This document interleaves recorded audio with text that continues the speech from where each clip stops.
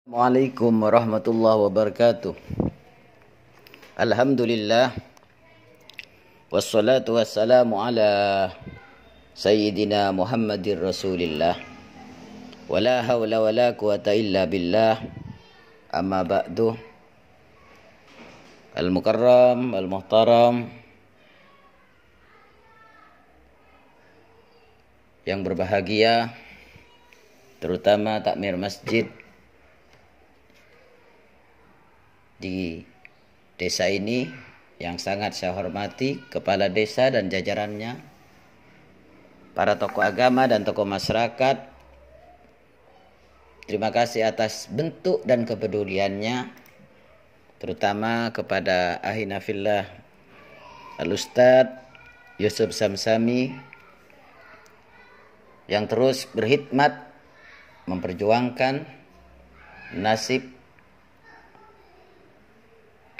anak-anak yatim di desa ini dengan cara melaksanakan satu agenda penting, yakni pemberian santunan kepada anak yatim di malam 10 Asyura, di mana kita ketahui bersama Rasulullah SAW sangat mencintai mereka. Salawat dan salam semoga tetap tercurah limpahkan kepada sang baginda Rasul Muhammad SAW, yang mana beliau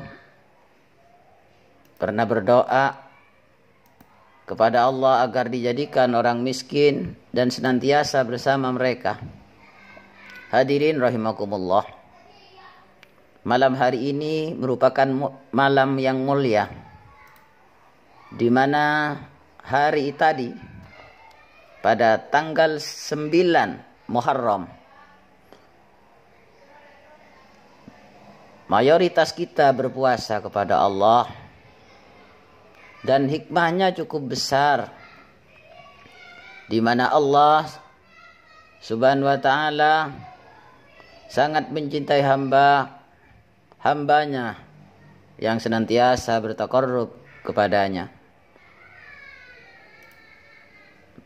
Termasuk besok puasa 10 Muharram yang disebut puasa Asyura atau hari ke-10. Allah akan mengampuni dosa-dosa kita, dosa-dosa orang-orang yang berpuasa pada tanggal tersebut. Hadirin pemirsa rahimakumullah,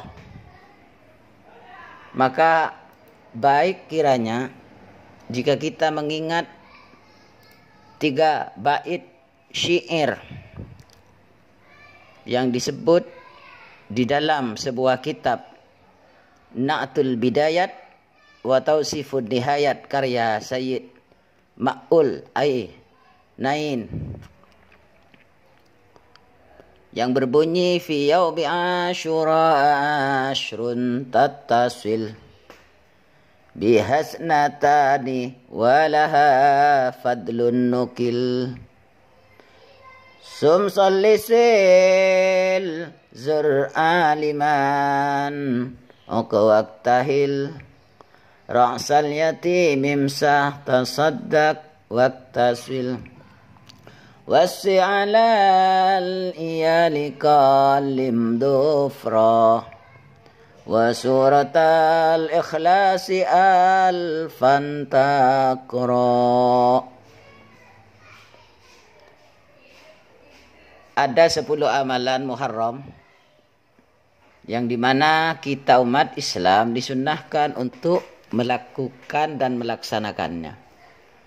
Yang pertama, berpuasa pada tanggal 9 dan 10 yang kita kenal dengan Tasu'a dan Asyura. Yang kedua, sholat 4 rakaat, dan setiap rakaat setelah Fatihah membaca surah Al-Ikhlas sebanyak 51 kali. Di antara faidah dan fadilahnya, dosa kita selama 50 tahun akan terampuni. Yang ketiga, memperbanyak silaturahim. Selanjutnya yang keempat, berziarah kepada orang alim. Yang kelima, menjenguk orang sakit. Yang keenam bercelak. Yang ketujuh mengusap kepala anak yatim. Yang kedelapan bersedekah. 9 mandi. Yang kesepuluh pesta keluarga, dalam arti bersenang-senang dengan makanan mewah di dalam sebuah keluarga walaupun 1 hari, 1 malam. Harapannya Allah akan memudahkan rezeki kita. Yang ke-11 memotong kuku, dan terakhir membaca surah Al-Ikhlas sebanyak 1000 kali. Ditambah dengan ayat kursi 360 kali, dilanjutkan dengan doa-doa yang lain yang mutawatir daripada Rasulullah sallallahu alaihi wasallam. Hadirin rahimakumullah. Mari kita lihat sejarah bagaimana Nabi Adam alaihissalam dan istrinya turun dari sorga karena melanggar memakan buah khuldi. Maka diterimanya taubat Nabi Adam dan istrinya oleh Allah juga pada Asyura ini. Adam dan istrinya Hawa pernah tinggal di surga. Mereka bebas melakukan apa saja di sana, kecuali memakan buah dari pohon terlarang. Namun karena godaan setan yang terus memaksanya, mereka melanggar larangan tersebut. Setelah memakan buah yang dilarang itu, tiba-tiba mereka bisa melihat auratnya masing-masing yang sebelumnya tersembunyi. Mereka berdua merasa malu kepada Allah saat menyadari dalam keadaan telanjang dan berusaha menutupi tubuhnya dengan dedaunan. Bukankah aku telah melarang kalian berdua dari pohon itu? Allah menegur mereka. Karena rasa bersalah mereka, Allah lalu mengajarkan doa untuk bertaubat atas larangan yang ia langgar tersebut. Maka Nabi Adam membaca, yaitu Quran surah Al-A'raf ayat 23, Rabbana zalamna anfusana wa illam taghfir lana wa tarhamna lanakudanna minal khasirin. Ya Tuhan kami telah menzalimi diri kami sendiri. Jika Engkau tidak mengampuni kami dan memberi rahmat kepada kami, niscaya kami termasuk orang-orang yang rugi. Selain Adam juga Nabi Nuh alaihissalam. Pada zaman Nuh Allah menurunkan hujan deras, tiada henti untuk menenggelamkan kaumnya yang ingkar. Sebelumnya Nabi Nuh telah diperintahkan untuk mempersiapkan diri dengan membangun kapal besar yang bisa menampung para pengikutnya dan hewan-hewan. Saat pembangunan kapal, kaumnya mengejek Nabi Nuh habis-habisan. Mereka tidak akan mengira akan datang banjir bandang seperti yang dinubuahkan, diceritakan atas kenabian Nuh. Termasuk diantaranya putra Nabi Nuh sendiri yang bernama Kan'an tenggelam bersama dengan sang banjir bandang. Lalu datanglah air bah yang Allah janjikan. Sang putra menolak naik ke kapal dan memilih untuk berlindung di tempat yang tinggi. Namun air menyapu habis kaum Nabi Nuh yang tidak beriman. Nabi Nuh sangat sedih memikirkan nasib putranya, lalu memohon kepada Allah agar putranya diselamatkan. Apa kata Allah? Wahai Nuh, sesungguhnya dia bukan termasuk keluargamu, karena perbuatannya sungguh tidak baik. Sebab itu jangan kamu memohon kepadaku sesuatu yang tidak kamu ketahui, tegur Allah. Menyadari kekeliruannya itu, Nabi Nuh kemudian berdoa, Rabbi inni a'udzubika an as'alaka ma laisa li bihi ilmun wa illa taghfirli wa tarhamni akum minal khasirin.